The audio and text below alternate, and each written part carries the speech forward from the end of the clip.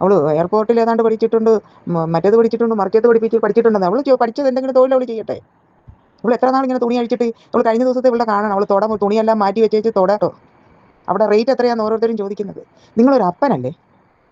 നിങ്ങൾക്ക് ഈ സബ്സ്ക്രിപ്ഷന്റെയും എക്സ്ക്ലൂസീവ് കോണ്ടന്റിന്റെ ഒക്കെ ആഫ്റ്റർ എഫക്ട്സ് എന്താണെന്നറിയോ? ഹായ് ഗൈസ്, നമസ്കാരം. എൻ്റെ പുതിയ വീഡിയോയിലോട്ട് നിങ്ങൾക്ക് എല്ലാവർക്കും സ്വാഗതം. ഇപ്പോൾ വീഡിയോ ചെയ്യുന്നതിന് മുമ്പായിട്ട് ഞാൻ വെറുതെ ഇരുന്ന് എൻ്റെ 2-3 വീഡിയോസ് കണ്ടു.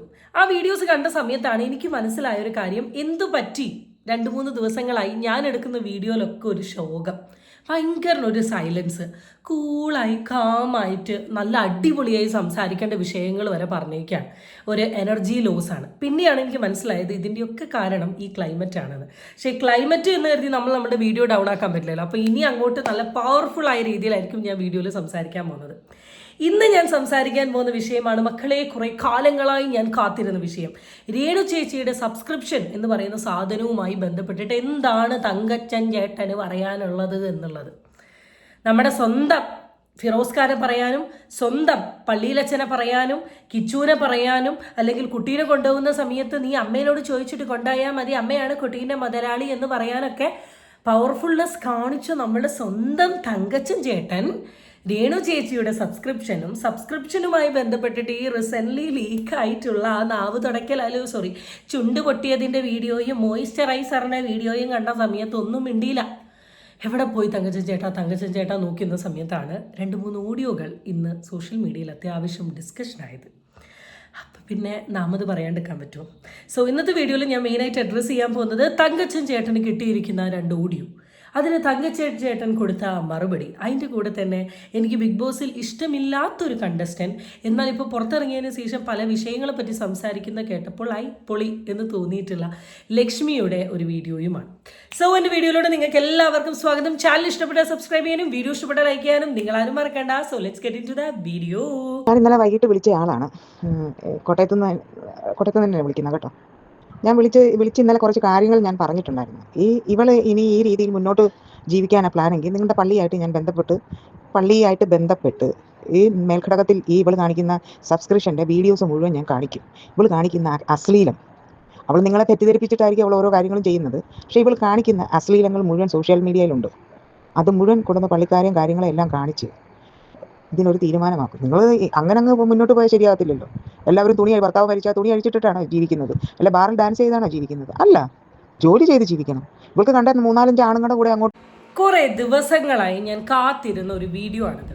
രേണുസുധീൻ്റെ വിഷയവുമായി ബന്ധപ്പെട്ട് നമ്മൾ റിയാക്ഷൻ വീഡിയോക്കാർ എന്തെങ്കിലും സംസാരിച്ചിട്ടുണ്ടെങ്കിൽ പരദൂഷണം, നിനക്കൊന്നും വേറെ ഒരു പണിയും ഇല്ലേ, നിങ്ങൾക്കൊക്കെ എന്തെങ്കിലുമൊക്കെ ഒരു പണിക്ക് പോയിക്കൂടെ, എന്തെങ്കിലുമൊക്കെ ഒരു പഠിച്ചുകൂടെ, വിദ്യാഭ്യാസം നേടിക്കൂടെ, അവരെന്ത് ചെയ്താലും നിങ്ങൾക്ക് എന്താണ്, നിങ്ങൾ അവരുടെ വീട്ടിൽ പോയി പൈസ കൊടുക്കുമോ, ഇങ്ങനത്തെ തരത്തിലുള്ള കമൻറ്റുകളായിരുന്നു. എന്നാൽ ഇങ്ങനെ കുറച്ച് ആൾക്കാരെങ്കിലും കയറി വന്ന് എന്തെങ്കിലുമൊക്കെ സംസാരിക്കുന്ന സമയത്ത് കുറച്ച് എണ്ണങ്ങൾക്കെങ്കിലും ബോധം വന്നിട്ടുണ്ടെങ്കിൽ വളരെ സന്തോഷം. ഇത് രേണുസുധിയുടെ ഫാദറിന് ഒരു ലേഡി അയച്ചിട്ടുള്ള ഒരു ഓഡിയോ ആണിത്. അപ്പം അതിന് മുമ്പ് കോൾ ചെയ്തു എന്നൊക്കെയാണ് ഇതിൽ പറയുന്നത്. എന്തായാലും ഓഡിയോയിൽ അവർ വളരെ ക്ലിയർ ആയിട്ട് പറഞ്ഞൊരു കാര്യം എന്താണെന്ന് വെച്ചാൽ, നിങ്ങളുടെ മകൾ രേണുസുധി ഈ ഒരു കളിയാണ് കളിക്കുന്നതെങ്കിൽ പള്ളി കമ്മിറ്റിയിൽ പോയിട്ട് ഞങ്ങൾ കാര്യങ്ങൾ അറിയിക്കും എന്നുള്ളത്. കാരണം ഇത്രയും കാലം രേണുസുധിയെ സപ്പോർട്ട് ചെയ്തുകൊണ്ട് വലിയൊരു സോഷ്യൽ മീഡിയ പട തന്നെ ഉണ്ടായിരുന്നു. സെലിബ്രിറ്റി തൊട്ടിട്ട് വുമൺ ഫെമിനിസ്റ്റുമാർ വരെയുള്ള ടീമുകളുണ്ടായിരുന്നു. എന്നാൽ ഇപ്പോൾ ഈ 2 ദിവസം മുമ്പുള്ള സബ്സ്ക്രിപ്ഷനിലെ വീഡിയോ ലീക്കായ സമയത്താണ് ഈ സപ്പോർട്ട് ചെയ്ത ആൾക്കാർക്കൊക്കെ മനസ്സിലായത്, റിയാക്ഷൻ വീഡിയോക്കാർ പറയുന്നതിൽ എന്തൊക്കെയോ ഒരു ശരിയുണ്ട് എന്നുള്ളത്. ഇനി ആ ശരിയെ മാറ്റി നിർത്തിയാലും ഒരു സ്ത്രീ അവരുടെ ജീവിതം മുന്നോട്ട് കൊണ്ടുപോകാൻ വേണ്ടിയിട്ട്, ഇപ്പോൾ ട്രാൻസ്ജെൻഡർ കമ്മ്യൂണിറ്റിയിലുള്ള ആൾക്കാരൊക്കെ കുറച്ച് പേര് സെക്സ് വർക്ക് ചെയ്യുന്നവരുണ്ട്.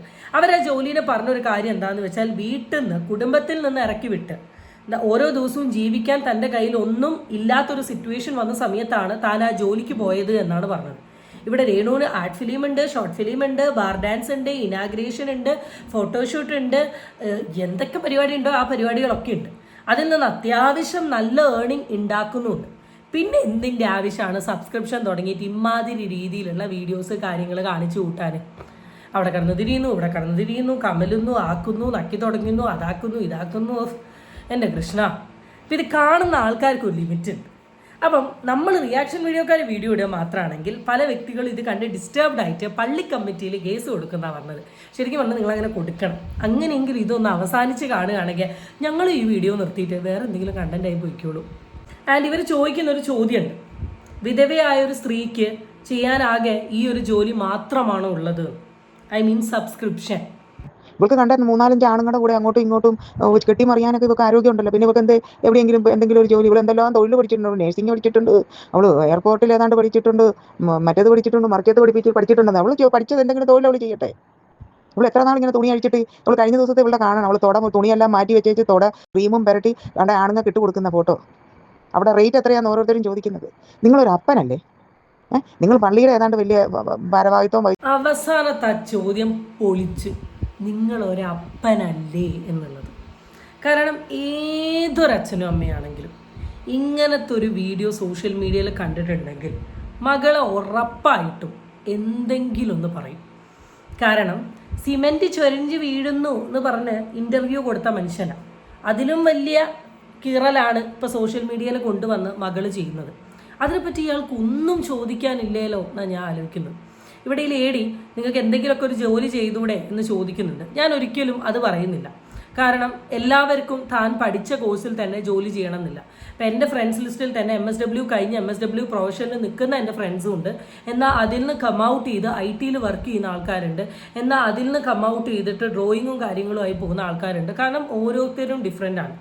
അവനവന് ഇഷ്ടമുള്ള പ്രൊഫഷൻ, അവനവനെ ഹാപ്പി ആക്കുന്ന പ്രൊഫഷൻ ചെയ്ത് പോകണമെന്ന് പറയുന്ന ആൾ തന്നെയാണ്. നമ്മൾ ചെയ്യുന്ന ജോലിയിൽ നമ്മൾ ഹാപ്പി അല്ലെങ്കിൽ നമുക്ക് ഒരിക്കലും സാറ്റിസ്ഫൈഡ് ആയിട്ട് അതിൽ നിലനിൽക്കാൻ പറ്റില്ല. ഇപ്പോൾ രേണുവിനിപ്പോൾ ഈ നഴ്സിംഗ് ഫീൽഡും ഈ ഫീൽഡും ഒന്നും ഇഷ്ടമല്ലെങ്കിൽ രേണുവിനോട് അത് ചെയ്യണമെന്ന് പറയുന്നില്ല. രേണുവിൻ്റെ ആക്ടിങ് ഫീൽഡും മോഡലിംഗ് ഫീൽഡും ഒക്കെ ആയി തന്നെ പോയിക്കോട്ടെ. പക്ഷേ ഈ സബ്സ്ക്രിപ്ഷനിൽ വന്നിട്ടുള്ള പൈസ കിട്ടാൻ വേണ്ടിയിട്ട്, സബ്സ്ക്രൈബേഴ്സിനെ നിർത്താൻ വേണ്ടിയിട്ട് പകുതി മുക്കാൽ കീറിയ തുണി ഇട്ട് വന്നിട്ട് ഈ മുഖം കൊണ്ടുള്ള ഈ കോഷ്ടിയും പല ഭാഗങ്ങളും കാണിച്ചു കൊടുക്കുന്നത് നിർത്തുക തന്നെ ചെയ്യണം. നിർത്തിക്കാൻ ഡാഡിന് പറ്റണം. പറ്റില്ലെങ്കിൽ തങ്കച്ചൻ എന്ന് പറഞ്ഞ് നടന്നിട്ട് കാര്യമില്ല. പള്ളിയുടെ ഏതാണ്ട് വലിയ ഭാരവാഹിത്വം വഹിച്ച് നടക്കുന്ന ഒരുത്തനല്ലേ?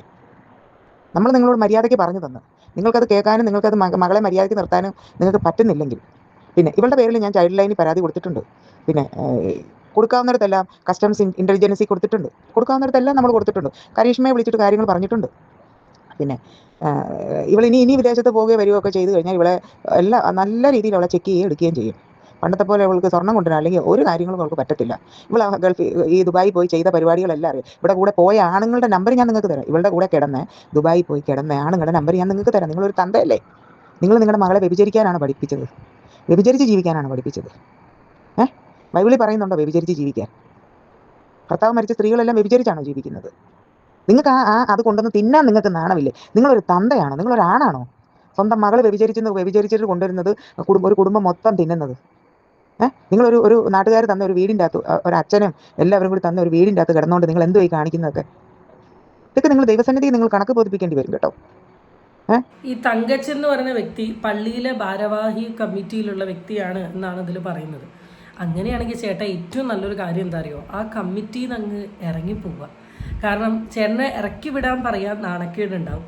എന്നാലും കമ്മിറ്റിയിലുള്ള ബാക്കിയുള്ള ആൾക്കാരൊക്കെ എന്തായാലും ഈ സബ്സ്ക്രിപ്ഷൻ വീഡിയോ കണ്ടിട്ടുണ്ടാവും.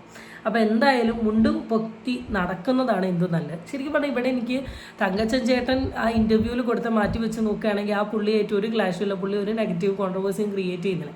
എന്നാലും അയാളൊരു അവസ്ഥ ആലോചിച്ചിട്ട് എനിക്ക് സങ്കടം തോന്നുക. കാരണം ഈ ഓരോരുത്തർ വന്നിട്ട് ആ വ്യക്തിയുടെ അടുത്ത് ഈ ഒരു കാര്യം പറയുന്ന അവസ്ഥ നിങ്ങളൊന്ന് ആലോചിച്ച് നോക്ക്. എന്തൊക്കെയൊക്കെ ഇതിൽ ഈ ലേഡി പറഞ്ഞിട്ടുള്ളത്? ആ ലേഡി പല നമ്പറുകളും തരാം, നിങ്ങൾ വിളിച്ച് ചോദിക്കണം എന്നാണ് പറഞ്ഞത്. അങ്ങനെയൊന്നും ഒരാൾ വെറുതെ ചെന്ന് വോയിസ് അയക്കില്ല. അവരത്രത്തോളം കോൺഫിഡൻ്റ് ആയതുകൊണ്ടാണ്.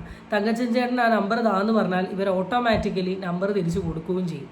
അപ്പോൾ ഈ രീതിയിലൊക്കെയാണ് രേണുവിൻ്റെ ജീവിതം മുന്നോട്ട് പോകുന്നതെങ്കിൽ പിന്നെ ഇവർ എന്തിനു വേണ്ടിയിട്ടാണ് ഈ സോഷ്യൽ മീഡിയയിൽ ഈ അഭിനയം നടത്തുന്നത് എന്നാണ് എൻ്റെ ചോദ്യം. രേണു ചെയ്യുന്ന പ്രവൃത്തി എല്ലാവരും പറയുന്ന ഒരു കാര്യം, രേണുവിൻ്റെ ജീവിതമല്ലേ, രേണു ഇഷ്ടമുള്ളതുപോലെ ജീവിച്ചോട്ടെ. ജീവിച്ചോ. നമ്മൾ ഈ റിയാക്ഷൻ വീഡിയോ ചെയ്യുന്ന ആൾക്കാരൊന്നും രേണു ജീവിക്കരുത്, അല്ലെ രേണു സാരി ഉടുത്തിട്ട് കൂടിൻ്റെ ഉള്ളിൽ കിടക്കണം എന്നൊന്നും നമ്മളാരും പറഞ്ഞിട്ടില്ല. സോഷ്യൽ മീഡിയയുടെ മുമ്പിൽ വന്നിട്ട് ഇവർ വെറുതെ ഫേക്ക് ചെയ്യാണ്. ഇവരൊരു പാവം വിധവ സ്ത്രീയാണ്, സുധീനെ ആരാധിച്ച് ജീവിക്കുന്ന ഒരു സ്ത്രീയാണെന്ന് പറഞ്ഞ് ഫേക്ക് ചെയ്യുക. 100% ഞാൻ പറയുന്നു, കൊല്ലം സുധി എന്ന് പറയുന്ന വ്യക്തിയോട് രേണു സുധിക്ക് പോരെ അറ്റാച്ച്മെൻറ്റും ഇല്ല. രേണുസുതി ആ പേര് ഇപ്പോഴും കറൻ്റ്ലി യൂസ് ചെയ്യുന്നത് ആളുടെ റീച്ചിന് വേണ്ടിയിട്ട് മാത്രമാണ്.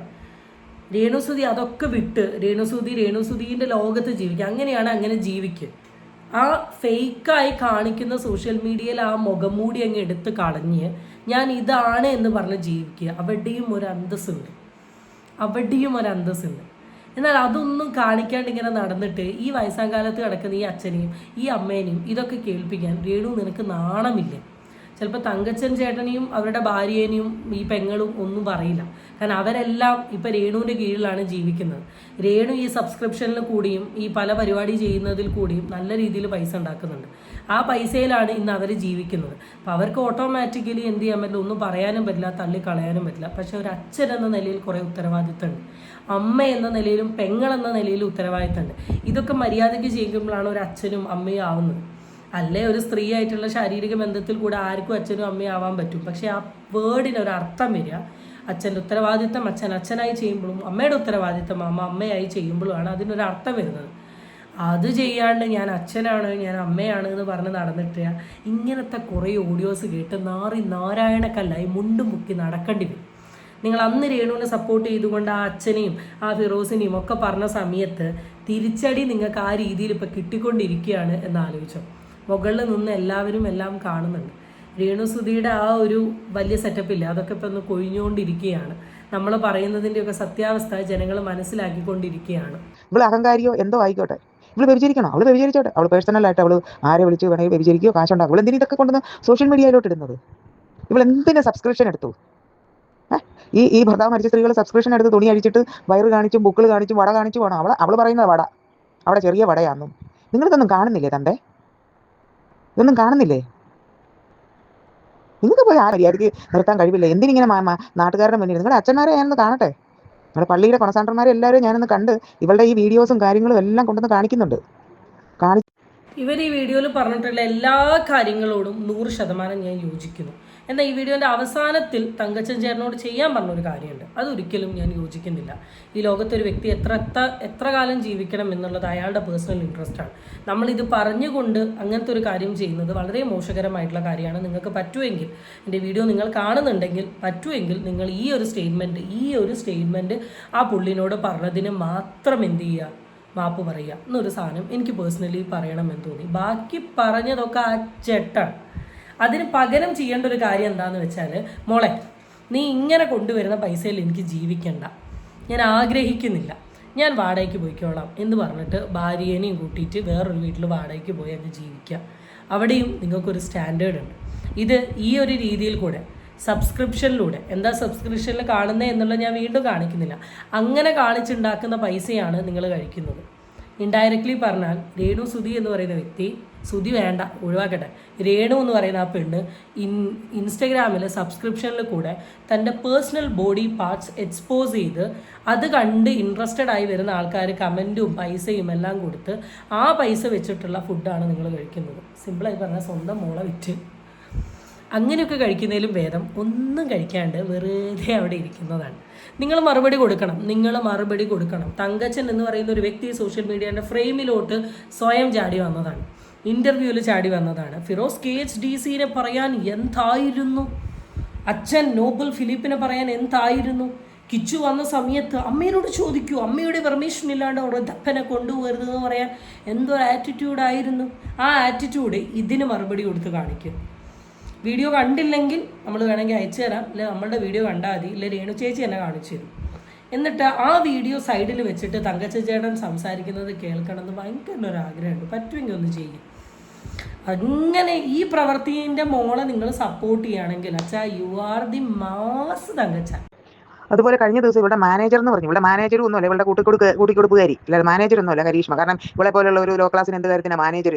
ഇവിടെ കൂട്ടിക്കൊടുപ്പുകാരി. ഇവൾക്ക് ഇതുപോലെ ആണുങ്ങളെ കൂട്ടിക്കൊടുത്ത് കാശുണ്ടാക്കാൻ അതിന്റെ പങ്ക് ഈ കരീഷ്മയെ പറ്റും. അവളുമായിട്ട് ഞാൻ സംസാരിച്ചപ്പോൾ അവൾ പറഞ്ഞു എന്നാന്നറിയാം, ഇവൾക്ക് എന്തും ചെയ്യാനുള്ള കോൺഫിഡൻസ് ഉണ്ടെന്ന്. ഇവൾക്ക് ഇവൾ ചെയ്യും, ഇവൾക്ക് എന്ത് കാര്യങ്ങൾ. ഞാൻ കരീഷ്മയോട് ചോദിച്ചു, നിങ്ങൾ നിങ്ങളുടെ വയറ് കൊണ്ടൊന്ന് കാണിക്കുമോ, പുക്കിൾ കാണിക്കുമോ, നാട്ടുകാരെ ഇങ്ങനെ കാണിക്കുമോ, അല്ലെ ക്ലീവേജ് എന്ന് പറഞ്ഞാൽ മുലയുടെ 2 സൈഡും എടുത്ത് വെളിയിലോട്ടിട്ട് നാട്ടുകാരെ കാണിക്കുമോ എന്ന് ചോദിച്ചപ്പോൾ പറയും, എനിക്കങ്ങനൊന്നും പറ്റത്തില്ല, എനിക്ക് അതിനുള്ള കോൺഫിഡൻസ് ഇല്ല. പിന്നെ രേഷ്മ തങ്കച്ചന് പിന്നെ എന്തും ചെയ്യാനുള്ള കോൺഫിഡൻസ് ഉണ്ടെന്ന് ഈ കരീഷ്മ തന്നെ എന്നോട് സംസാരിച്ചത്. എന്തായാലും ഞാൻ പരാതി കൊടുത്തിട്ടുണ്ടല്ലോ, ഗൈഡ് ലൈൻകാരും കാര്യങ്ങളും എല്ലാം അന്വേഷിക്കട്ടെ, കാര്യങ്ങൾ എവിടെ വരെ പോകുന്നൊന്നും അറിയണമല്ലോ. എന്തായാലും ആ ഓഡിയോ നിങ്ങളുടെ കയ്യിലുണ്ടെങ്കിൽ ജസ്റ്റ് ഒന്ന് ഷെയർ ചെയ്യണം എന്ന റിക്വസ്റ്റും കൂടി ഉണ്ട്. കാരണം എൻ്റെ പെങ്ങളാണ്, എൻ്റെ അനിയത്തിയാണ്, എൻ്റെ അനിയത്തി കുഞ്ചാണ്. പിന്നെന്താ ഒരു പാട്ടുണ്ടായിരുന്നല്ലോ, ഏതൊരു പാട്ടൊക്കെ ഇട്ടിട്ട് റീൽസും കാര്യങ്ങളൊക്കെ ഇട്ടിട്ട് എൻ്റെ അമ്മ കരിഷ്മൻ്റെ ഹൃദയം എന്ന് പറഞ്ഞ് നടന്ന ആളാണ്. ആ കരിഷ്മ രേണുവിനെ കുറിച്ച് ഇതാണ് പറഞ്ഞതെങ്കിൽ ഓക്കെ. പിന്നെ രേണുവിൻ്റെ കൂടെ നടക്കുന്ന, രേണുവിനെ സപ്പോർട്ട് ചെയ്യുന്ന കാറ്റഗറി ഓഫ് ആൾക്കാരുണ്ട്. ഇപ്പോൾ ഈ സജിന, അല്ലെങ്കിൽ ഈ കരിഷ്മ, അല്ലെങ്കിൽ ഇനി ഒരു ഷോർട്ട് ഫിലിം ഡയറക്ടറോ ഒരു പെൺകുട്ടിയില്ല, ഇവരൊന്നും ഈ തരത്തിലുള്ള കാര്യങ്ങൾ കാണിക്കുന്നില്ല. ഷോർട്ട് ഫിലിമാണ് രേണുവിന് വെച്ച് ഷോർട്ട് ഫിലിം ഉണ്ടാക്കുക, പൈസ ഉണ്ടാക്കുക, ആ എയിം മാത്രമേ ഉള്ളൂ. കരിഷ്മയ്ക്കും ചിലപ്പോൾ രേണുവിൻ്റെ പല കള്ളത്തരത്തിനും കൂട്ട് നിൽക്കുന്നതുകൊണ്ട് തന്നെ ചിലപ്പോൾ അതിൻ്റെതായ ബെനിഫിറ്റ്സ് കിട്ടുന്നുണ്ടാവും. സജിനയ്ക്കും അതിൻ്റെതായ ബെനിഫിറ്റ്സ് ഉണ്ടാവും. പക്ഷെ അവരാരും അവരുടെ ക്യാരക്ടർ, അവരുടെ ക്വാളിറ്റി, അവരുടെ ഡ്രസ്സിങ് സ്റ്റൈൽ അവരെ എക്സ്പോസ് ചെയ്തുകൊണ്ട് അവർ ജീവിക്കുന്നില്ല. അതെങ്കിലും ഈ രേണുവിന് നോക്കി കണ്ട് മനസ്സിലാക്കിക്കൂടെ? അതെങ്കിലും രേണു നോക്കിക്കണ്ട് മനസ്സിലാക്കിയോണ്ടായിരുന്നു. ഈ രേണു സുധി എന്ന് പറയുന്ന ഒരു വ്യക്തിന് ഇതിൽ കൂടിയൊക്കെ പറയാനുള്ളത്, ഇവരുടെ ദി അൾട്ടിമേറ്റ് എയിം എന്ന് പറയുന്നത് സോഷ്യൽ മീഡിയ റീച്ചാണ്. ആ റീച്ച് വഴി നല്ല രീതിയിൽ പൈസ അധ്വാനിച്ചുണ്ടാക്കുക.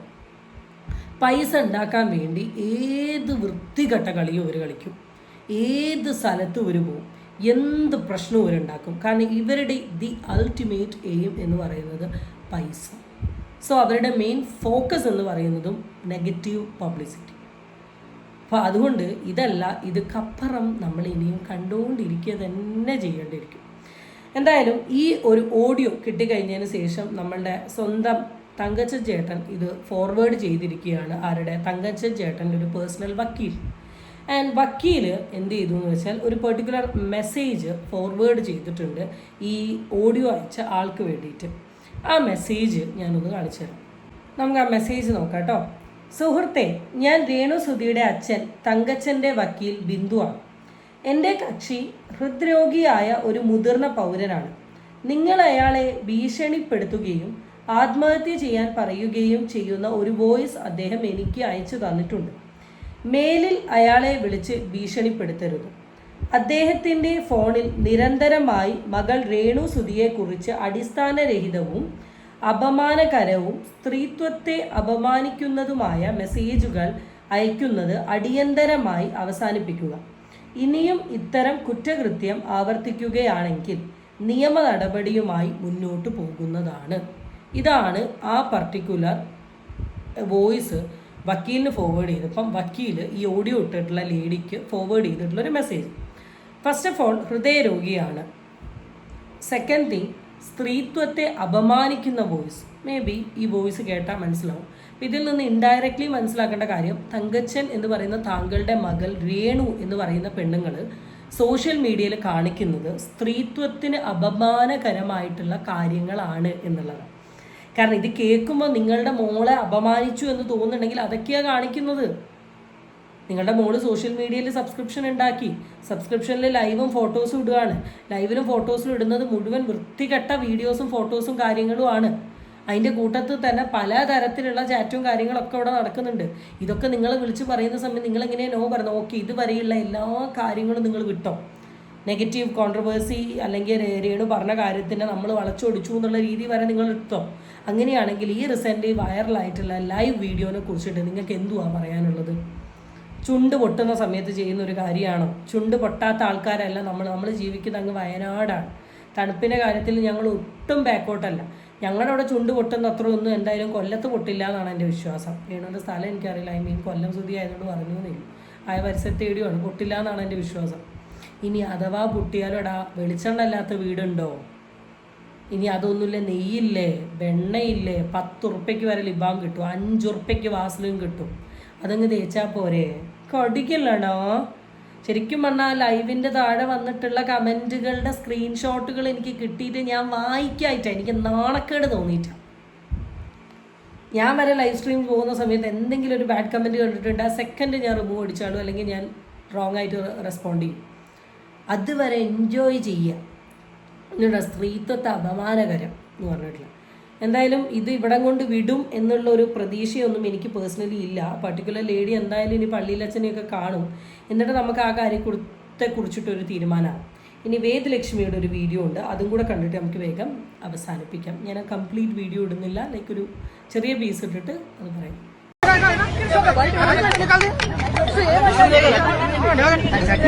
ఎంత డబ్బులు సంపాదించారు? നിങ്ങൾ ഇപ്പോൾ ഈ കണ്ട വീഡിയോ തെലങ്കാനയിലെ anchor, actress, X BB contestant ഒക്കെ ആയിരുന്ന വിഷ്ണുപ്രിയ സബ്സ്ക്രിപ്ഷന്റെ പേരിൽ നേരിടുന്ന ഒരു പരസ്യ മാധ്യമ വിചാരണയാണ്. വിജയവാഡയിലെ ഓൾ ഇന്ത്യ സ്റ്റുഡൻസ് ഫെഡറേഷൻ അശ്ലീല വീഡിയോ പ്രചരിപ്പിച്ച് യുവാക്കളെ വഴിതെറ്റിക്കുന്നു എന്നുള്ള പേരിൽ ഹൈദരാബാദ് പോലീസിന് കൊടുത്ത ഒരു കംപ്ലൈന്റിന്റെ അടിസ്ഥാനത്തിലായിരുന്നു ഇത്. 2 ദിവസം മുന്നേ ടെലിഗ്രാം മാഫിയെ കോൾ ഔട്ട് ചെയ്യുന്നതിനെ കുറിച്ച് ഞാനൊരു വീഡിയോ ചെയ്തിട്ടുണ്ടായിരുന്നു. അത് കോൾ ഔട്ട് ചെയ്യുന്നതിന് മുന്നേ എസ്പെഷ്യലി കേരളത്തിലെ ക്രിയേറ്റേഴ്സ്, വ്ളോഗേഴ്സ്, ഇൻഫ്ലുവൻസേഴ്സ്, സെലിബ്രിറ്റീസ് അങ്ങനെ കുറച്ച് പേരുടെ കാര്യങ്ങളും കോൾ ഔട്ട് ചെയ്യാതിരിക്കാൻ പറ്റത്തില്ല. എസ്പെഷ്യലി സ്ത്രീകൾ. സ്ത്രീ സുരക്ഷയ്ക്ക് ഇത്രയും ഊന്നൽ കൊടുക്കുന്ന ഇന്നത്തെ കാലത്ത് തന്നെ സമൂഹത്തിന് മാതൃക ആവേണ്ടവർ തന്നെ പണത്തിന് വേണ്ടി ഇത്തരം കാര്യങ്ങൾ ചെയ്യുമ്പോൾ അതൊരു വലിയ വിഭാഗത്തിനെ നെഗറ്റീവ്ലി ഇമ്പാക്ട് ചെയ്യുന്നുണ്ട്. മലയാളത്തിൽ ഉൾപ്പെടെ സൗത്ത് ഇന്ത്യയിലെ ലീഡിംഗ് സെലിബ്രിറ്റീസ് ആയിരുന്ന കിരൺ റാത്തോർ, പൂനം ബാജ്വ തുടങ്ങിയ മുൻനിര നായികമാര് പോലും സബ്സ്ക്രിപ്ഷന്റെ പേരിൽ നഗ്നതാ പ്രദർശനം നടത്തി പണം സമ്പാദിക്കുന്നുണ്ട്. ഇത് കണ്ട് പ്രചോദനം ഉൾക്കൊണ്ടിട്ടായിരിക്കാം കേരളത്തിലെ ക്രിയേറ്റേഴ്സ്, ഇൻഫ്ലുവൻസേഴ്സ്, വ്ളോഗേഴ്സ് ഒക്കെ ആയിട്ടുള്ളവർ, അതും 1 മില്യൺ 2 മില്യൺസ് ഒക്കെ ഫോളോവേഴ്സ് ഉള്ളവർ തന്നെ ഇതേ വഴി തിരഞ്ഞെടുക്കുന്നുണ്ട്. പണമായിരിക്കാം മെയിൻ മോട്ടീവ്. പക്ഷെ അവര് പണം കൊടുത്ത് കുറച്ച് ആളുകൾ മാത്രം കാണും എന്ന് വിചാരിക്കുന്ന ഈ കോണ്ടന്റ്സ് അത് പിന്നെ റീറെക്കോർഡ് ചെയ്തിട്ട് തുടർ വിൽപ്പനയ്ക്ക് വെച്ചിരിക്കുക ഡീപ് വെബ് പോലുള്ള സ്ഥലങ്ങളിൽ. അപ്പോൾ ഇവർ ഉദ്ദേശിക്കുന്ന ഒരു ഓഡിയൻസിലോട്ട് മാത്രമല്ല ഈ കോണ്ടന്റ്സ് എത്തുന്നത്. ഡേ ടു ഡേ ലൈഫിൽ സാധാരണക്കാർ എല്ലാ ദിവസവും കാണുന്ന ഈ ഇൻഫ്ലുവൻസേഴ്സിന്റെ ഒക്കെ പ്രചോദനം ഉൾക്കൊണ്ടിട്ടായിരിക്കാം വീട്ടിലെ പെൺകുട്ടികളും സ്ത്രീകളും പോലും ഇതേ ഒരു വഴി തിരഞ്ഞെടുക്കുന്നുണ്ട്. ഞാൻ കണ്ട ടെലിഗ്രാം ചാനലിൽ മാക്സിമം ഭൂരിഭാഗം ആൾക്കാരുണ്ടായിരുന്നത് ഓർഡിനറി ആയിട്ടുള്ള മലയാളി പെൺകുട്ടികളും സ്ത്രീകളും തന്നെയായിരുന്നു. അതുകൊണ്ടാണ് എനിക്ക് അത് കോൾ ഔട്ട് ചെയ്യുന്നതിന് മുന്നേ ഈ സെലിബ്രിറ്റി ഇൻഫ്ലുവൻസേഴ്സിനെ തന്നെ first call out. Hats of two Vedalakshmi. സത്യം പറഞ്ഞാൽ ഞാൻ ആളുടെ ബിഗ് ബോസ് ഗെയിം കണ്ടിട്ട് ഞാൻ ഭയങ്കര ഹേറ്റ് ചെയ്തിട്ടുള്ള ഒരു കണ്ടസ്റ്റൻ്റ് ആണ്. എന്നാൽ അവിടുന്ന് കം ഔട്ട് ചെയ്തതിന് ശേഷം ആൾ ചെയ്ത സ്റ്റാർട്ടിങ്ങിലെ കോൺട്രവേഴ്സി വെച്ച് നോക്കുകയാണെങ്കിൽ പല വിഷയങ്ങളിലും ആൾ സംസാരിക്കുന്ന പേഴ്സ്പെക്റ്റീവിനോട് എനിക്ക് ഭയങ്കര താല്പര്യം തോന്നിയിട്ടുണ്ട്. ശരിക്കും പറഞ്ഞാൽ ഏതെങ്കിലും ഒരാൾ ഈ ഇവിടെയുള്ള സബ്സ്ക്രിപ്ഷൻ ടീമുകാർക്ക് അഗെയിൻസ്റ്റ് നടക്കണം എന്നാണ് ഞാൻ പറയുന്നത്. ഇവർക്ക് ഇതിനൊരു നാണും ഉളുപ്പുമില്ല. ഇവരുടെ കുടുംബത്തിനും ഇതൊരു വിഷയമല്ല. ഇവർക്ക് എങ്ങനെയെങ്കിലുമൊക്കെ പൈസ ഉണ്ടാക്കിയാൽ മതിയെന്നാണ് ഇവരുടെയും കുടുംബത്തിൻ്റെ ഇഷ്ടം. അതുകൊണ്ട് തന്നെയാണ് സബ്സ്ക്രിപ്ഷൻ എന്ന് പറയുന്ന ഒരു സാധനം തുറന്നു വെച്ചിട്ട് സോഷ്യൽ മീഡിയയിൽ വന്നിട്ട് വളരെ ബാഡായ തരത്തിലുള്ള വീഡിയോസും കാര്യങ്ങളൊക്കെ സോഷ്യൽ മീഡിയയിൽ കൊണ്ടുവന്ന് നടക്കുന്നത്.